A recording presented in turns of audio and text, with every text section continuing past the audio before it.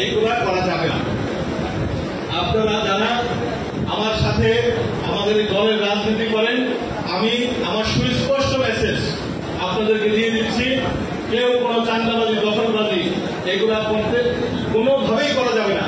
এবং আওয়ামী লীগের লোকেরা চেষ্টা করবে তারা অনুপ্রবেশ করে আমাদের বদনাম করার জন্য, দুর্নাম করার জন্য, অপকর্ম করার জন্য, আমাদেরকে বিপদগামী করার জন্য, তাদেরকে কোনোভাবে সুযোগ দেওয়া যাবে না। একজন যদি জানেন যে কোন একজন আওয়ামী লীগের লোক অনুপ্রবেশ করে ফেলেছে, সাথে সাথে আমাকে আপনারা সরাসরি আমাকে জানাবেন।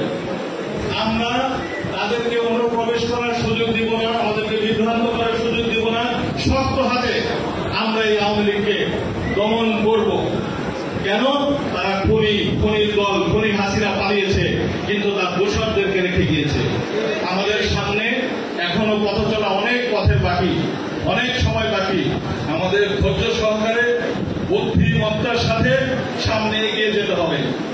ইনশাআল্লাহ আমরা আশা করি আমরা সকলে যদি ঐক্যবদ্ধ থাকি, আমরা কোনো ব্যক্তির স্বার্থে নয়, ভাইয়ের স্বার্থে নয়, দলের স্বার্থে, দেশ নায়ক তারেক রহমানের নির্দেশে আমরা সামনের আমাদের আগামী দিনের পথ চলব।